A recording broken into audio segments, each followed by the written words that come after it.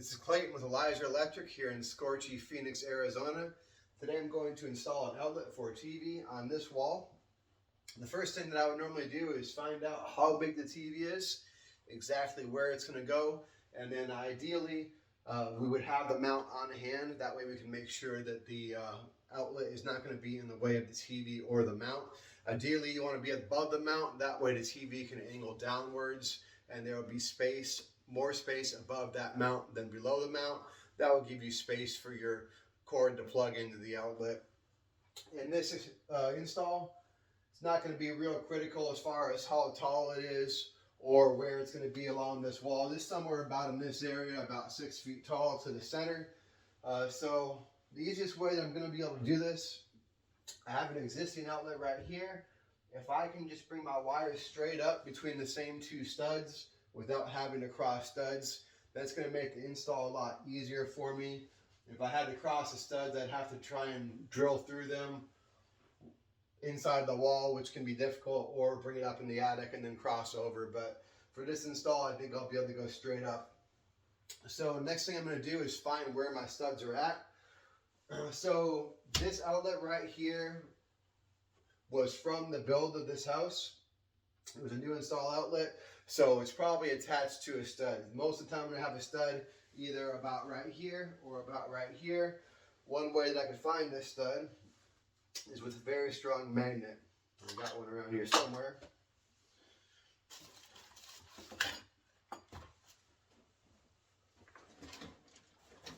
Here we go. So I've got a neodymium magnet.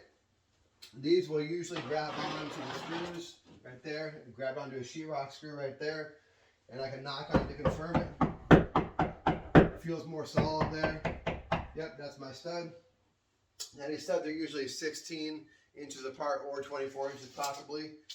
So my next stud will be probably right there at 16 or right there at 24.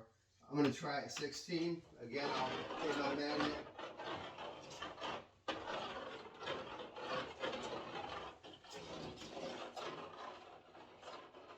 I got something right there at 16. Let me see if I can hear it.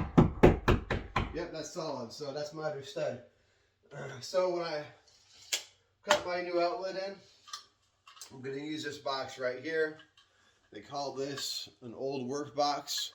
It's designed to be installed in sheetrock that's already up.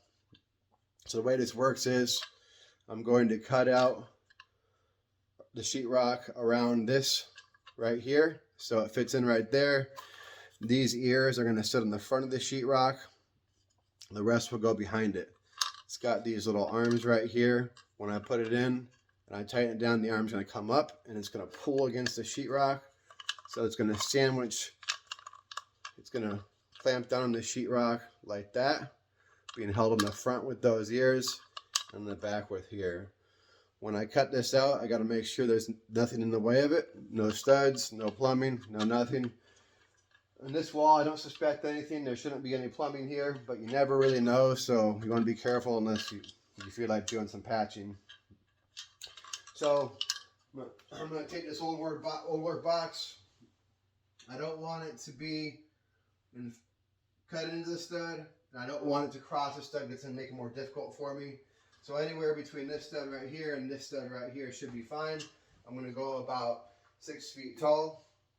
I'm going to need a pencil for this. Pencil's better than pen in case you have a mistake.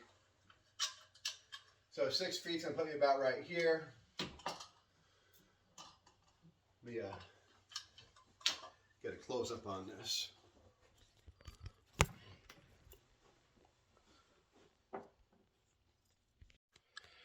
All right, so I'm going to mark out this cutout on my wall so I can see my studs right there. Now I'm going to have this be about 6 feet from the ground, but that's personal preference depending on where you want your TV at. Make sure you're clear of studs.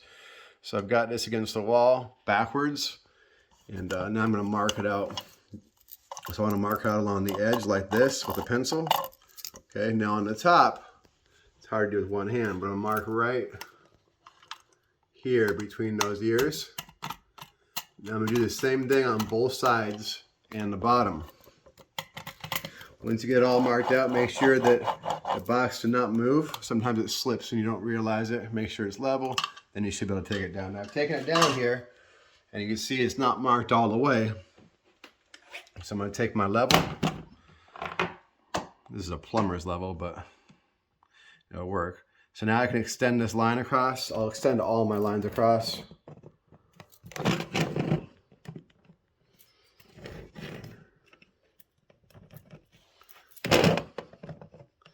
Now when I cut this out, I want to cut it just a little bit big, maybe about 1/16 of an inch beyond my lines. Don't go too big. If you cut it out too big, you're going to have to do some patching, but if you cut it out too small, you can always cut more out later. But you do want it to be slightly larger. That way it fits in there nice and easy. To cut this out, a keyhole saw works well. Jab saw, I'm going to use this vibrating tool. If you have one, it makes quick work of it. It's good to double check here before you do it, because again, you don't want any patchwork. Make sure that you do not cut out above this part right here. These ears need to be outside the sheetrock. All right, so now I'm going to cut this out. Be careful with your eyes. I'm going to cut it about 1/16 of an inch larger. Now, I should cut this horizontal part first. That way, in case I accidentally marked over a stud, I'll feel it, and there won't be as much patchwork. I'm going to cut it about 1/16 of an inch larger on each mark. Don't go too deep just in case there's wiring in the wall. So it feels clear there. Try not to breathe that dust in.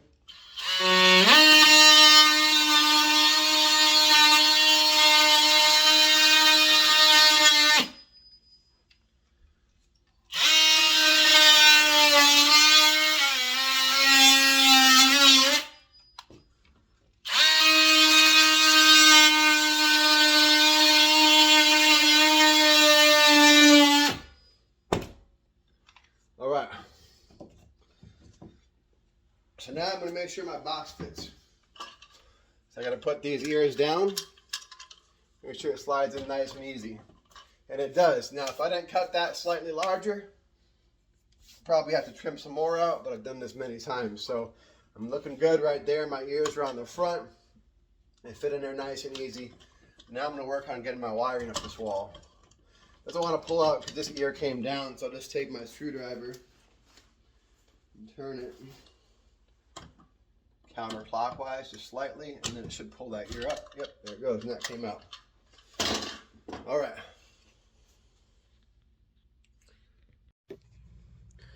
All right, so here's this outlet that I'm going to be getting power from. Problem is that it's live right now.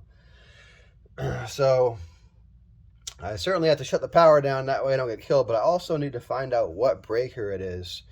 That way I know how many amps the breaker is, so I know what type of outlet I can use and what size wire to use.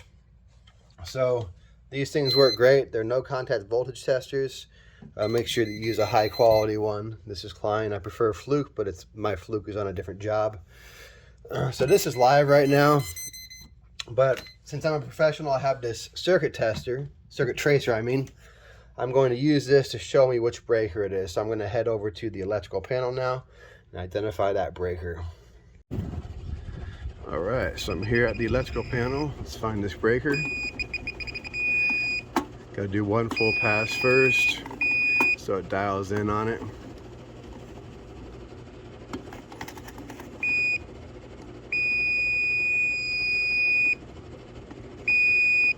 So it looks like this one right here, 15 amps. I'll double check that inside. Oh. Then I'll put a lock on there so no one can turn it on.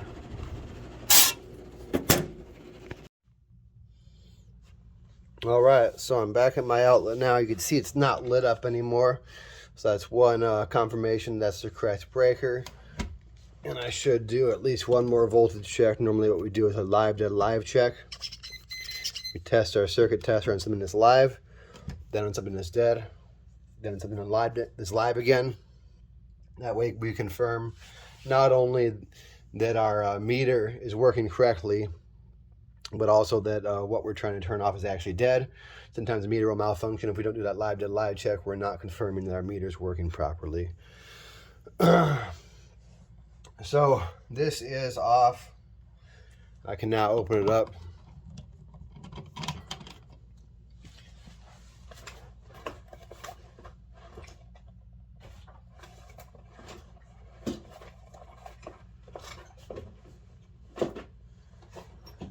They recommend using an actual multimeter for this, like this right here. So I could do that, test for voltage. I'd go hot to neutral like that, and I see I've got 0 volts, hot to ground, 0 volts, neutral to ground, 0 volts. And normally I do that on a live source, then here, then on another live source. Now you all probably don't have a circuit tracer, but you could have someone turn off the breakers one at a time until you confirm that the power went out, and then you should also put that meter on there just to double check that there is no significant voltage on there that could hurt you. I'm dead here. I'm gonna go ahead and take it apart.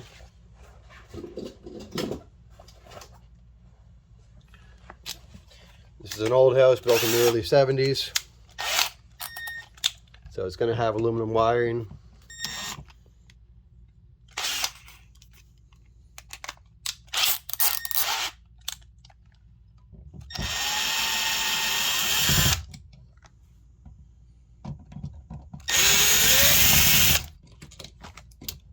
So with the aluminum wire, it's brittle, it will snap off, so it's best to just not mess with it, not bend it any more than you have to. Got one cable there. This is a half hot outlet. One outlet's always hot, the other outlet is switched. That's why I see these 2 wires right here. So I'm going to double check which one is the hot one. Let's see here.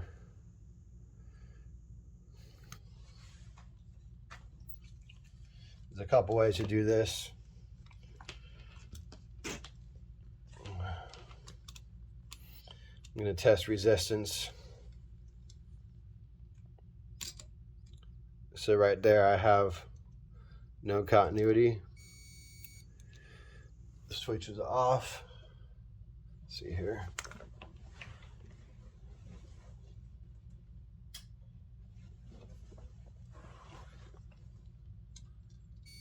I have continuity to switch on. Yep, so it's actually still connected.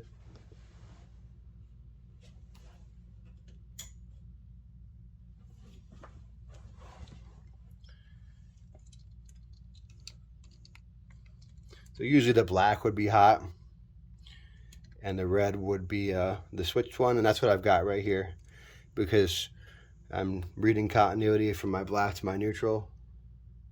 It's going to be my hot. Right here, I'm not reading continuity.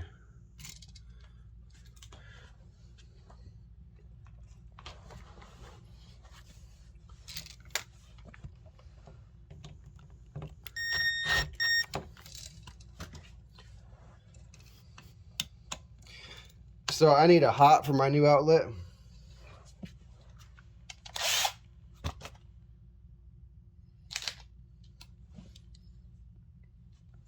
I'm gonna take the hot off here and the neutral and the ground. That way I can tie into them for my new outlet. Now the breaker was a 15 amp breaker. So for 15 amps, normally we're gonna use number 14 wire. In this case, with it being a house, that will be Romex. Number 14 Romex. But with it being a 15 amp breaker, I can't use a 20 amp outlet. This right here is a 15 amp outlet. If it's a 20 amp outlet, it would have a little horizontal notch right there.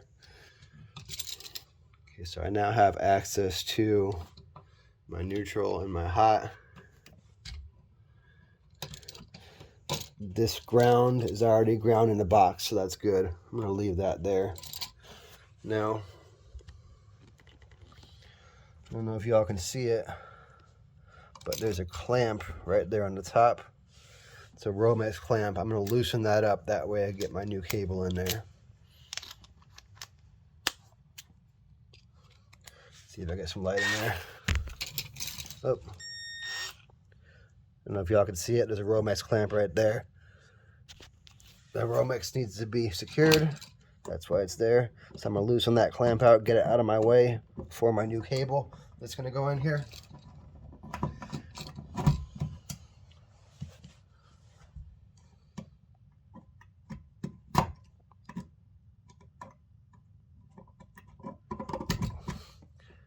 Can't really see with this camera in the way.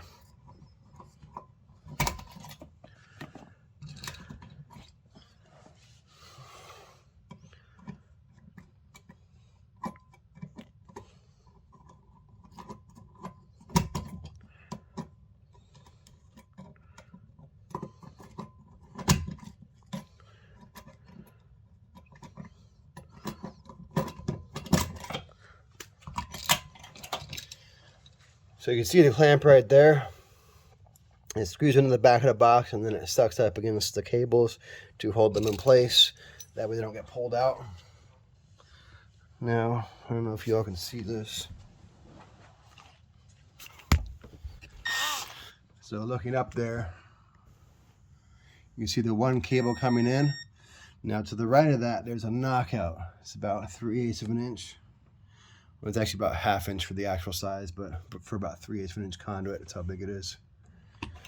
Well, it's got a slot in it. That way I could stick my screwdriver in there and twist it out to bring my new cable in.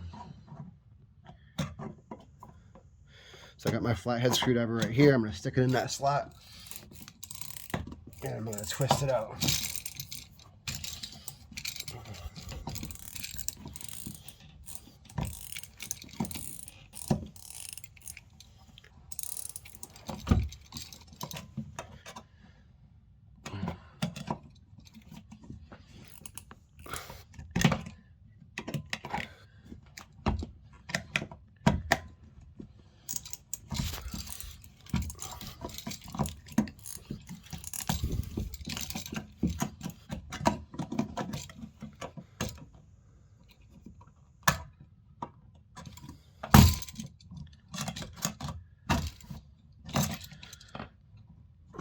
It's almost out.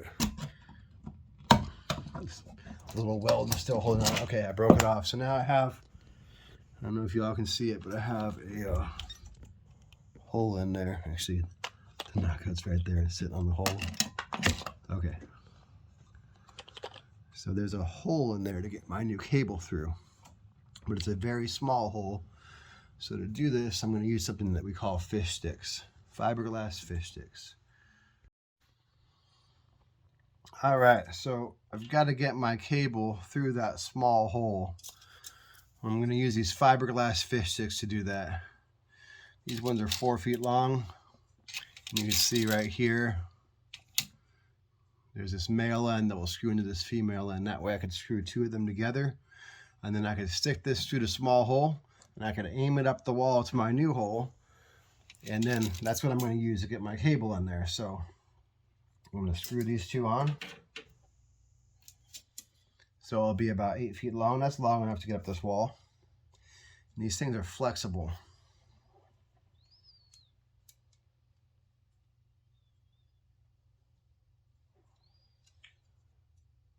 Screw it. The threads are messed up, but I don't want to screw in. I'm going to grab a different one that will actually screw on.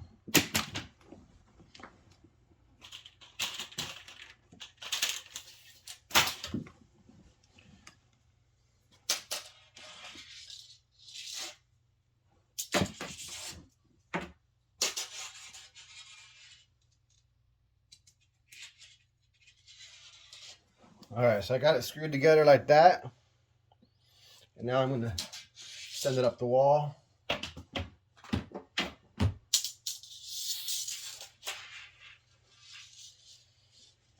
Now on the back side, I'm going to tie some string. I'll use the string to pull the cable in.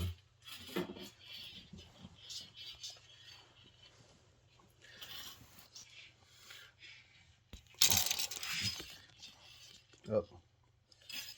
So I've got my electrical tape here. I'm going to tape the string on. Use a couple half hitches so it won't come off. It'll be nice and strong.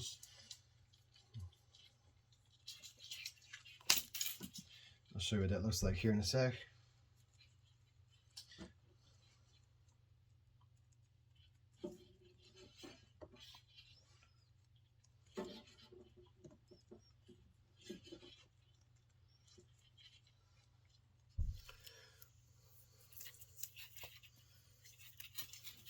All right, so I've got my string tied on, this Jetline string. Some half hitches right there, it'll be real strong. That's tied on the back side. So now I'm gonna send the front side up that hole.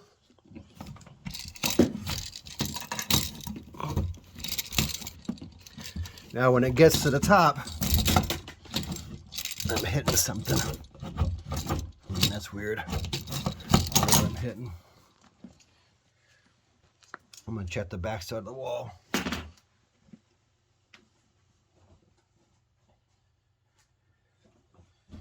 And now it shouldn't be anything in the wall. I think it might just be this hitting the this point right there, hitting the sheetrock. So I'm gonna tape it up so it's nice and smooth. That way it will travel up the wall easier without getting stuck. There it goes. I got about 6 feet in, so that should be up to the top now.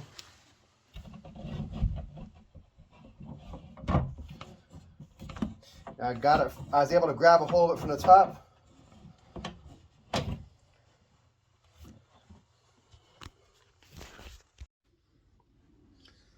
All right.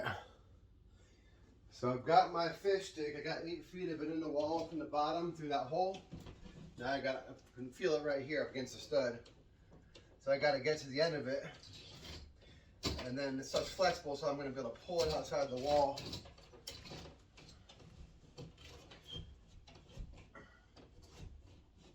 And there it is. So I'll just flex it outside the wall. I'm going to pull it through.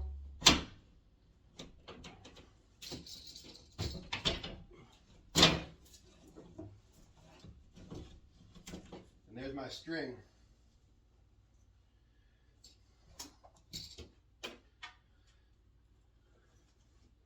The string's a little short. I don't want it to get sucked in the wall, so I'm going to tie it on to something.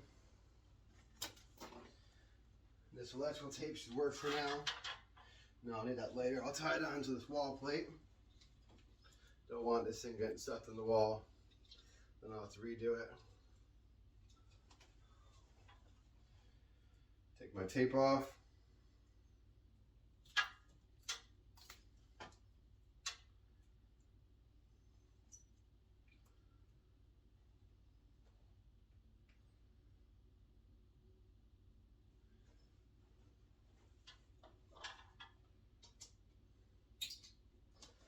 Alright, so now I'm going to use this tape to pull my cable in. So here's my Romex 14-2. So it's number 14 with your hot and neutral and a ground. So it's actually got 3 wires in there. Using this number 14 because we have a 15 amp breaker, 15 amp circuit. This stuff is usually white. We see our 3 conductors there, but they don't count the ground. That's why they say 14-2. Now this is a 20 amp breaker. I would have had to have used number 12 wire, which the number 12 Romex is usually yellow. Sometimes they call it non-metallic sheath cable or NM-B. So I'm going to tie this on to the string and pull it down from my new box location to my old box location. So I'm just gonna score that outer sheath, pull it off. Now I want this to be small because it's going to a small hole. So what I'm gonna do is I'll use this white one. So I bend it down, then I cut off these 2. Then I'm gonna take this white one, I'm gonna loop it back against itself, like that. So it's a nice smooth transition there. I'll clamp down on it to get it small. Then I'm going to put my string through that loop and I'm going to tape it up real good and pull it down the wall.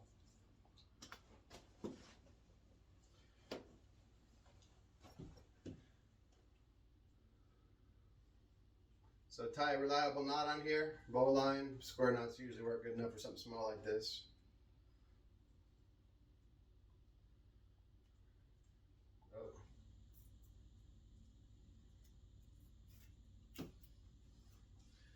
Make sure it's strong. Now I'm going to tape it up real good. Tape it tight. That's going to help prevent it from pulling apart inside the wall as I try to get to that small hole. I could have probably pulled it up too, but then I would have been pulling across that metal and I might have tried to scratch that cable sheath off. This will work, but either one probably would have worked.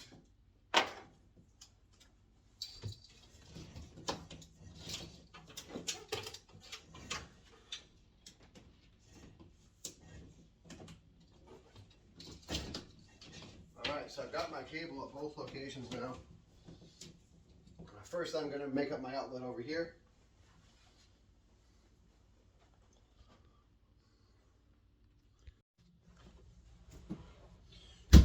Alright, I'm going to install my outlet. I don't even have to do this inside the wall. I got a different old work box. It's the same style, it's just a better quality one. Now this outlet is huge. When it goes in that box, there's not going to be a lot of space. I'm going to have to be real careful and strategic with how long my wires are and how I fold them in there. So the first thing I'm going to do is the cable is going to go through right there. Open it up a little bit. It doesn't really matter which one I go through. Push my cable in.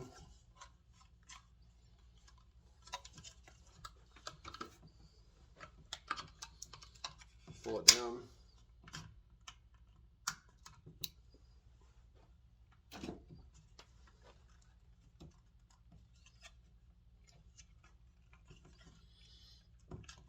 So code requires at least 6 inches inside the box and at least 3 inches coming outside the box. Leave it a little bit long. You can always trim it down later. Now I have to strip it. You got to make sure not to strip it too deep. The ground wire is in the middle, so I'm going to go right down the middle, just enough to scratch that sheath and no deeper. Never cut towards yourself. At the very end, I'm going to go deeper. That way I have a starting point. Now I can rip it off.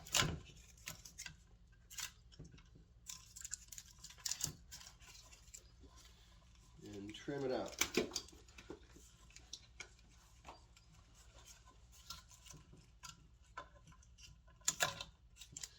Alright. So on this outlet, I've got my brass screw. That's going to be for my hot black wire. I've got my silver screw. That's going to be for my white neutral wire. And then I've got my green screw. That's for my ground. Now because I don't have very much space in here, I'm going to look at how it's going to fold in. So if I fold it like that, then I come back around and come out, this length will be good. And I've got my 6 inches and 3 inches outside the box. I'll cut it just a tad bit longer.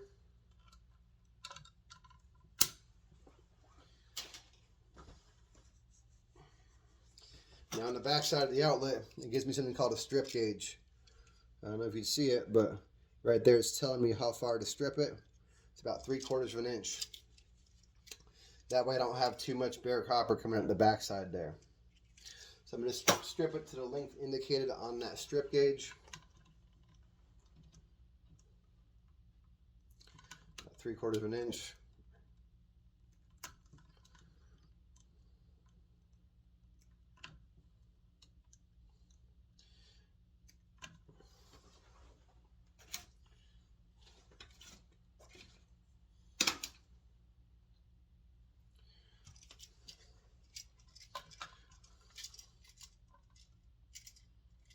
So I'm going to put my hot in there underneath that little plate. I don't know if y'all can see it. There's a little clamp plate right there. It's got to go underneath it. I don't want any copper coming past the back side of it. I want it to be up against the stop. So I stripped this a hair long.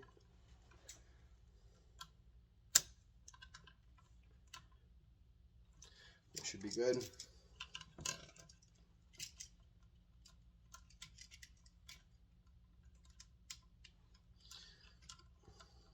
Remember, black goes on the brass.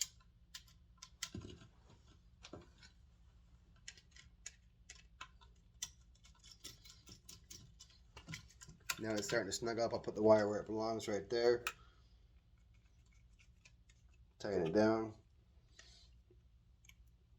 Now, if you don't do this all the time like me, it's going to be difficult to know how tight to make it. It's got to be real tight. That way it doesn't come off, doesn't cause fires.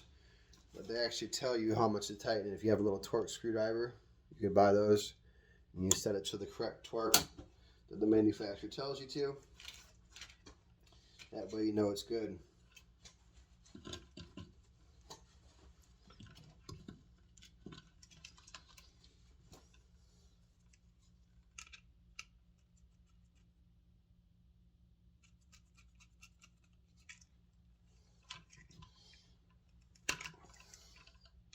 See, I've got a big screwdriver here because this has to be real tight.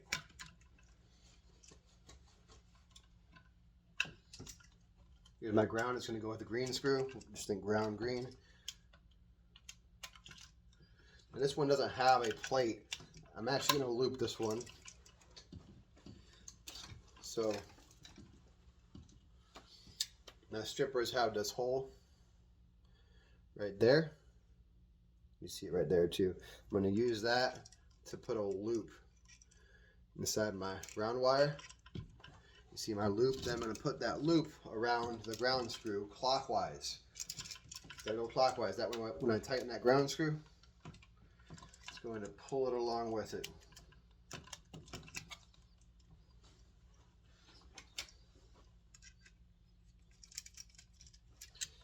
See, it's looped around there clockwise.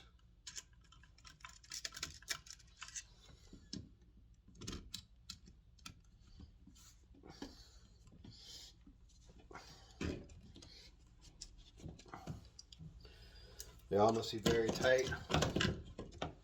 See, I've actually got this up against the wall to get it real tight. Double check them all, make sure they're all properly tightened. Now I've got to fold them in nice and neat.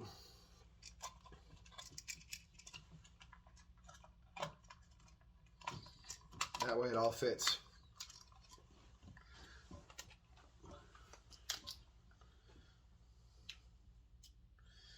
I'd recommend screwing this on with a hand screwdriver, but I'm going to get it close to the correct tightness with this drill. Problem is, if I go too far, it will strip it out. Also, I could cross thread it, but I've been doing this for so long, I know how to do it carefully.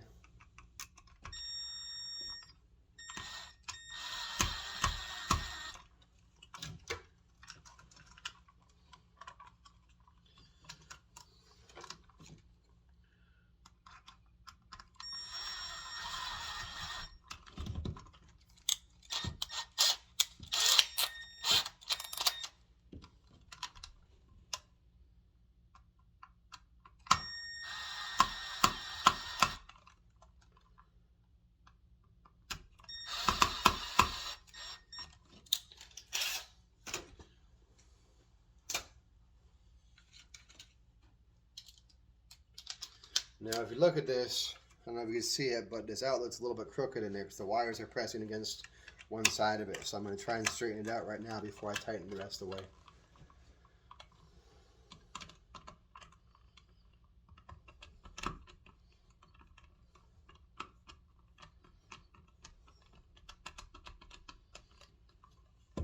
Now I'm going to put this in the wall and tighten the rest of the way inside the wall.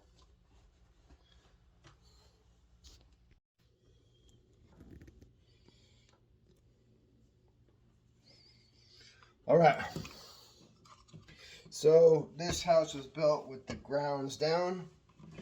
There's no code requirement here in Phoenix or in the National about that, so I'm just going to match it with the grounds down. I'm going to make sure both these ears are in. Oh wow, my screw went right through that. I've never seen that before. So let me get that out of the way. Okay, so now it's clear. You got to make sure both these ears are in. That way it will go inside the wall like that. And now that it's in the wall, when I start to tighten this, the ear is going to come out and it's going to get pulled back against the sheetrock. But I need to make sure it does that, otherwise it won't be secure. So start up here. Now I'll feel when it starts to get tight, and then I'll pull on it to make sure that that ear did grab against the back of the sheetrock. Yep, I can feel it pulling back, so it did catch.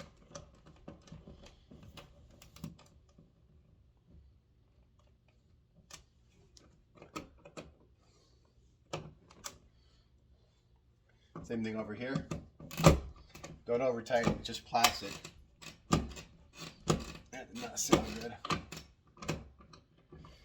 I think that one's not doing what it's supposed to do, so I'll loosen this one up and pull it out and take a look at it.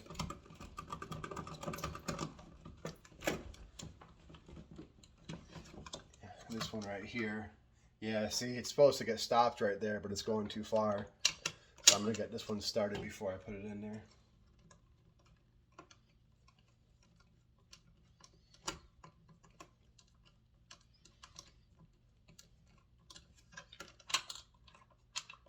Okay, I think it'll work now.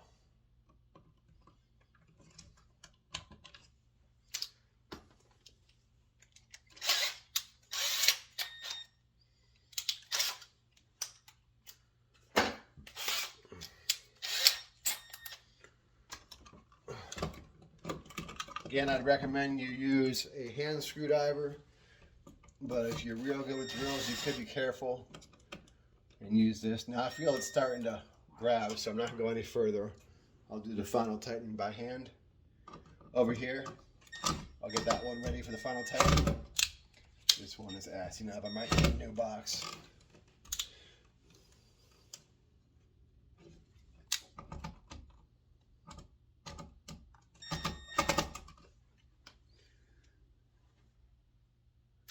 Try this flathead, see if that helps.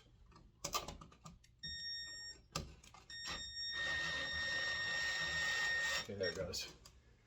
And it's almost tightened all the way. And I could feel it pulling against the sheetrock, so it should be good on those. But you don't want to tighten it all the way with that drill. So I could feel the top and the bottom's grabbed. I'll do my final tightening by hand. If you tighten it too much, it'll break.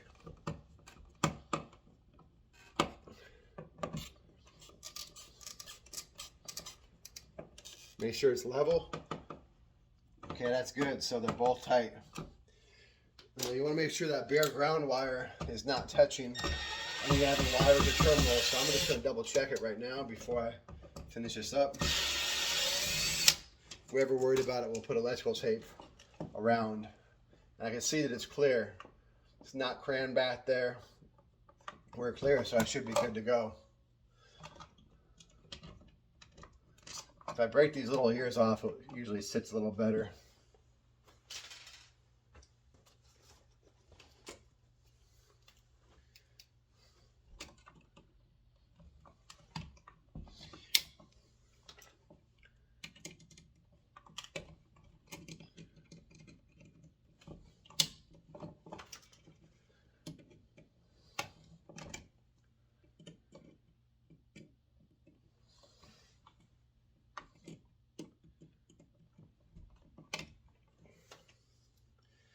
Just because this is an old work box, a cutting box, it sits a little better if you break those ears off.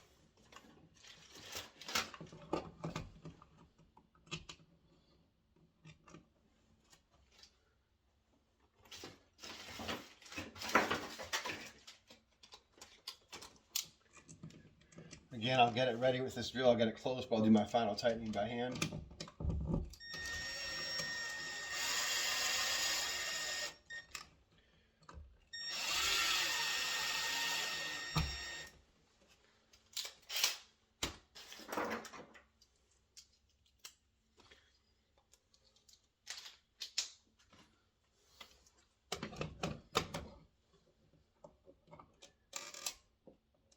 Make sure it's level.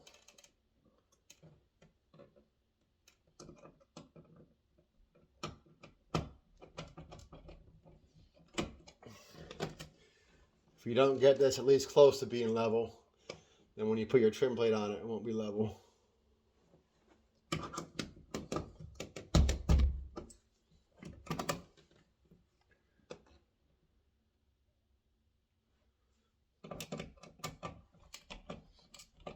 All right, so that's ready for the trim plate. Make sure it's level. But because they're going to paint this wall, I'm just going to put some painter's tape on it. They can put the trim plate on it later.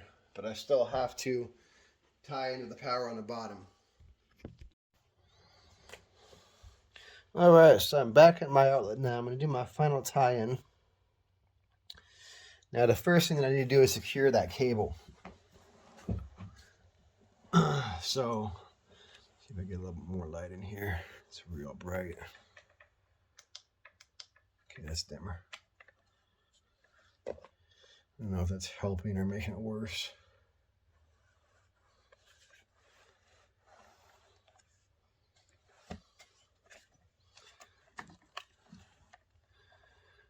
Okay, so I've got this cable clamp right here. This piece goes on the top. This is going to screw into that hole. And there are many different styles of boxes. So if you try this, yours likely won't look like this. But as professionals have seen them, we know how to handle it. But anyways, you gotta put that back there and get it started in that same hole.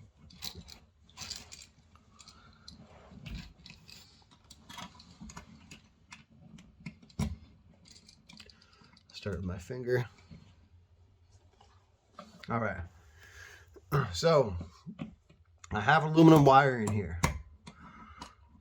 Now, aluminum has many problems, but probably the worst is I cannot tie this aluminum directly to this copper. I'll get back to that in a minute. I'm tightening this clamp down. Don't want to get too tight. I can see that the cables are sitting nicely in the clamp. So I'll go ahead and tighten it all the way down. Pull out my cable, make sure that it's secured. Now, my new cable is actually smaller than the old one because it's copper, it doesn't need to be as big. And it's secured, so they're both secured, so I should be good to go there.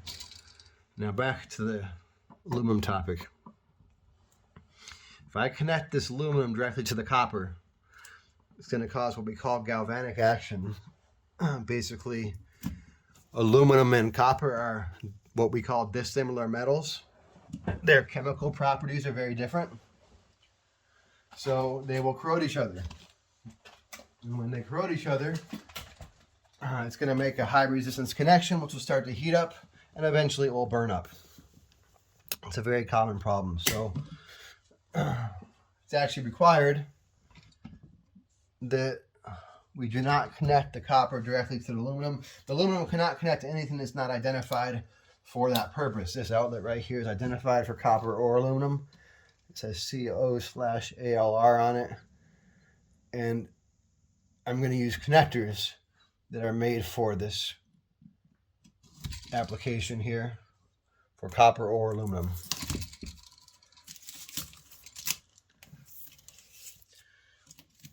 So I got this stripped here.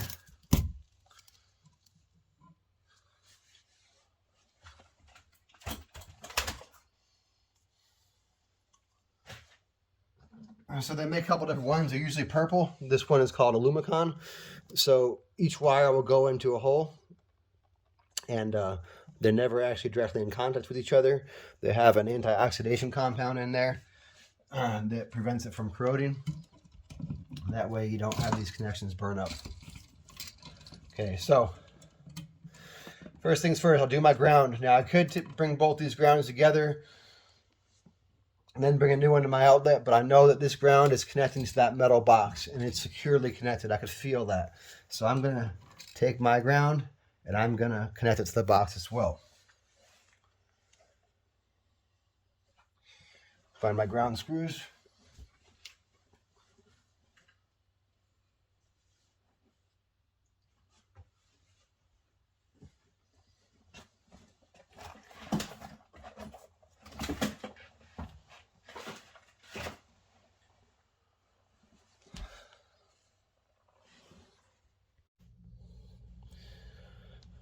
All right, So these metal boxes, they come with a threaded hole in the back for the ground wire.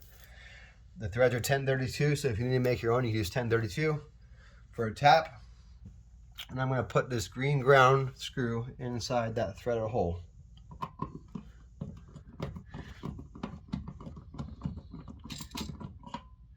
Then I'm going to take my ground wire, I'm going to wrap it neatly around. Remember, I need at least 6 inches, plus at least 3 inches outside the box. That would be good right there. I'm going to put a loop on it, and I'm going to loop it around that ground screw and tighten it. Now with that ground screw going into that metal box, and the main ground right here being again tied to that metal box, these will both be tied together without touching each other. That way I don't have to use one of those purple connectors. They cost, I think, about $4 a piece.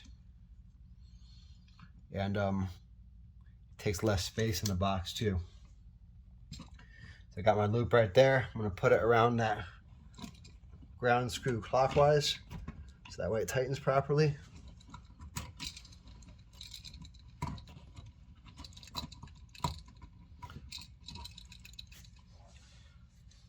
I'm going to use my strippers here to hold it tight against that ground screw while I tighten it.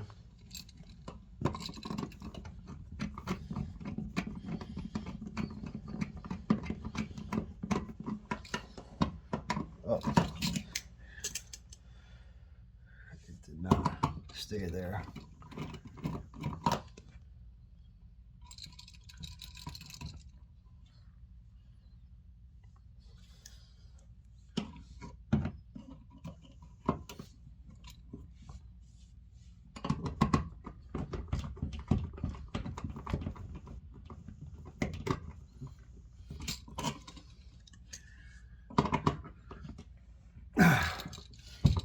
And make sure it's real tight. And the ground is there for safety.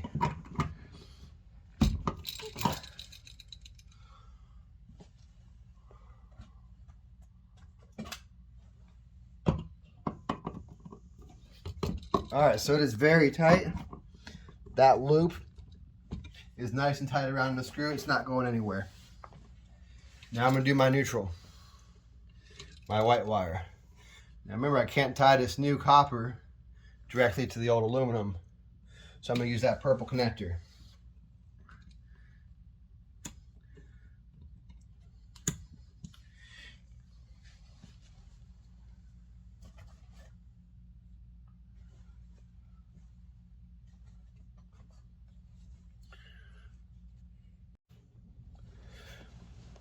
Alright, so I'm going to need all 3 holes on here.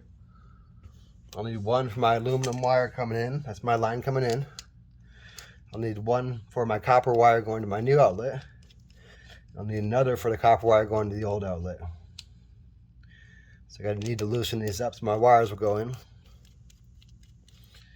And I want to strip it just a little bit more than the length of the metal here, this lug. And I can see that it's about 3/8 of an inch deep. So I'm going to strip it about 1/2 inch. Again, I don't want any copper coming outside of this. Otherwise, it might come into contact with something that it's not supposed to. Same thing with aluminum. So I'll strip it about 1/2 inch.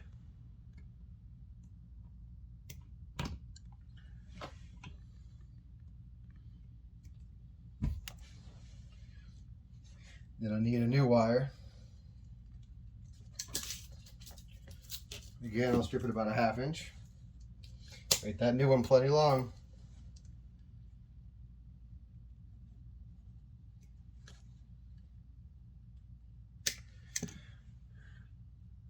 Doesn't really matter what order I go in here as long as they're all in. You can see that it's long enough right there, but not too long.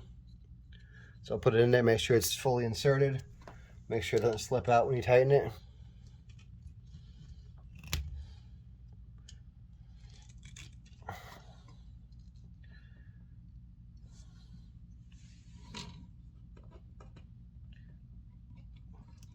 There's my aluminum. Again, make sure that it's in there all the way. You could do that. Just double check it. And that is in there all the way.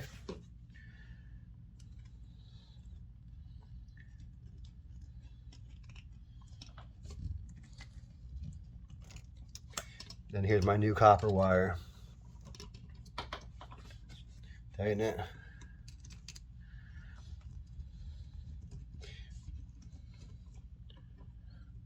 Now I'm going to put it up against the wall. I'm going to double check that everything's tight.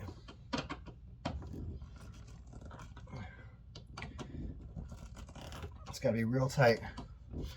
They tend to loosen over time from expansion and contraction. Changing temperatures cause it to expand and contract, which causes them to loosen up, and that can be a big problem. So make sure they're tight.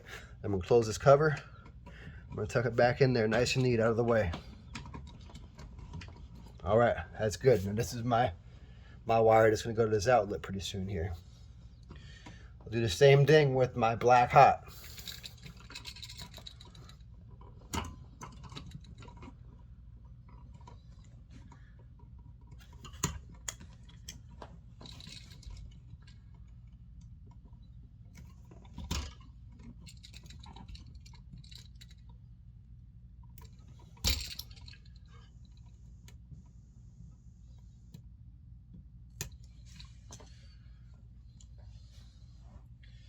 Got another connector here.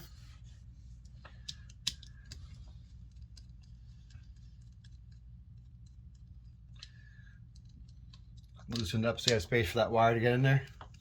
I loosen it up till I feel that it's all the way loosened. I can feel the threads pop, and then I tighten it so it won't fall out. Right there, the threads pop, and I just tighten a little bit so it won't fall out.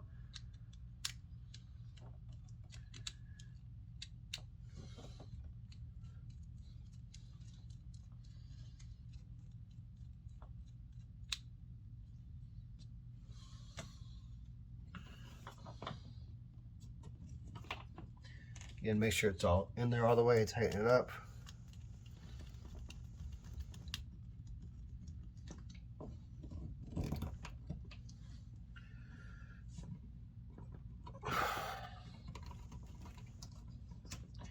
Hold it in while you tighten it, just make sure it doesn't come out.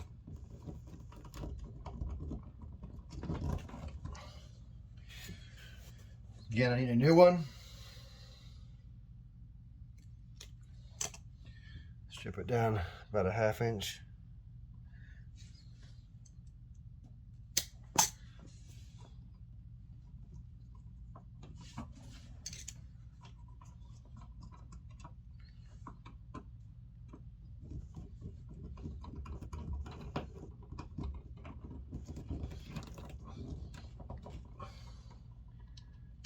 Now again, I'm gonna double check everything.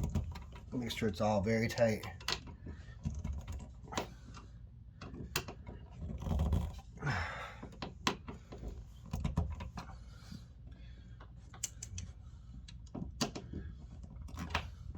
Close that cover. It pops in place. I'm going to tuck it back in there out of the way.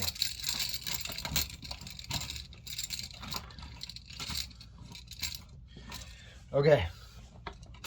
Now this outlet is for copper or aluminum, so I don't have a brass and a silver. They're all silver. If I look at this outlet like a smiley face, there's my mouth, left eye and right eye.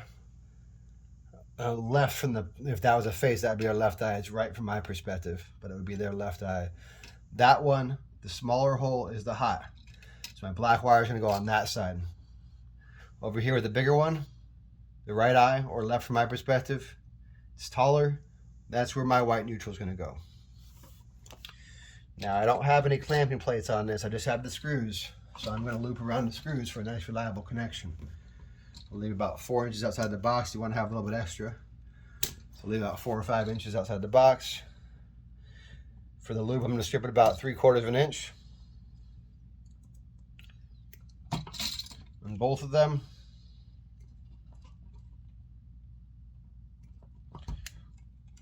And then I'll loop it.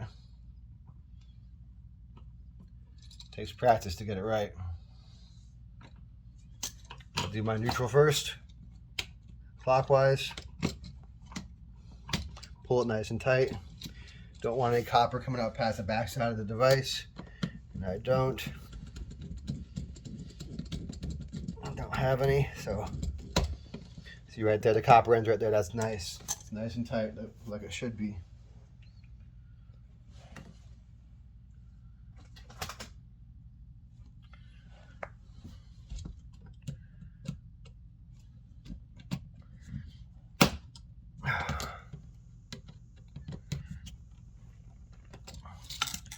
Okay, now over here, normally we would just have one hot, but because this is a what we call a half hot outlet, they're switching the top. There's actually a switch wire right there.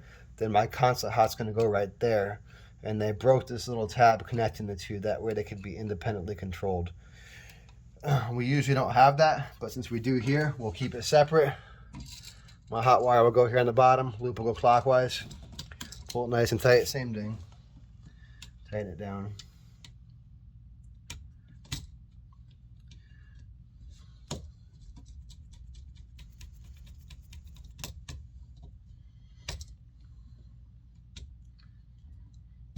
Okay, now I'm going to get my big screwdriver and double check that all this is tight before I wrap it up.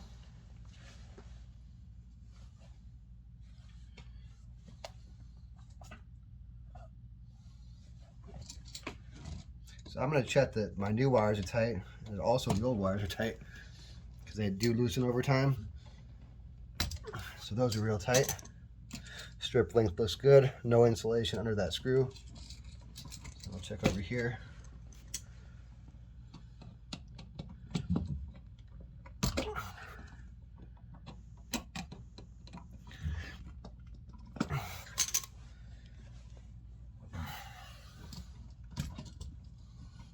Now I'm going to fold these wires in there nice and neat.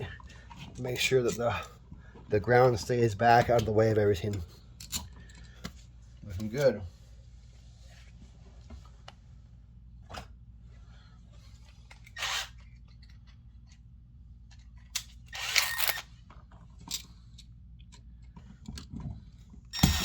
I'll get it started with the drill.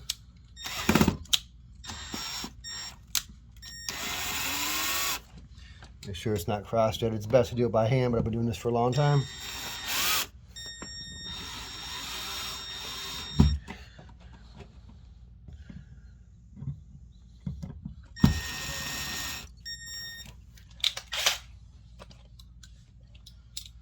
Again, I'll put my level on it.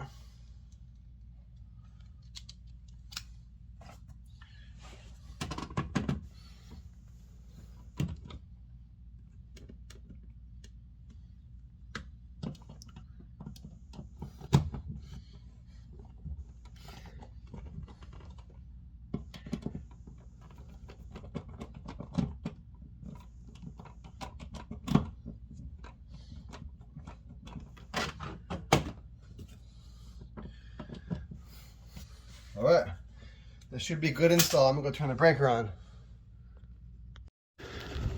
All right, I'm back at my electrical panel. Got my breaker lock off. There's my 15 amp breaker I was working on. You can see it's in the off position, and now I'll turn it to the on position. Then I'll go do my final voltage checks. All right, I'm back at this outlet. I'm gonna do my voltage check.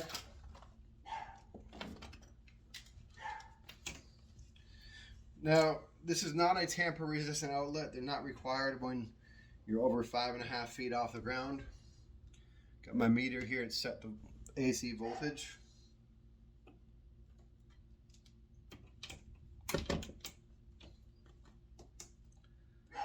So, I'll start off with one prong in the neutral. Oh, you know what? I thought it wasn't tamper resistant, but it is tamper resistant. Alright, it's okay. It's not required to be, but it won't hurt. So with it being tamper resistant, I gotta put it in both at the same time. There it goes. So it should be 120, or within 5% of it. I've got 119.7, so that looks good. Now I'll do the same thing to ground. Oh, so I gotta go hot to ground. That was neutral to ground, so let me go hot to ground again. It's hard to test with tamper resistant. Okay, so hot's on the small one right there on my right. It says hot to ground. Again, 119.8 volts. Should be very close to the hot to neutral. So my voltages are looking good here. I'm gonna do the same on the bottom.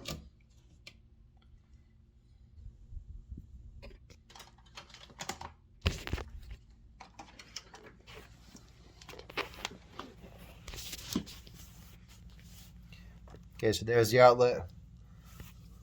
I'll test hot to neutral like that. Got 120.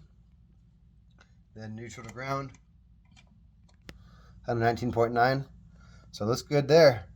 And then I'll just check to make sure that this one is properly being switched by the switch. It says 6 volts. Turn the switch on.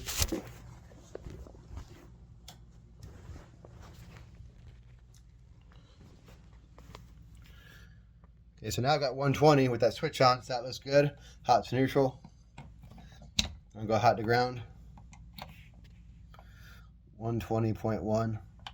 Looks good there. Now I'll just have to put the trim plates on when I'm done painting. And there's another job well done.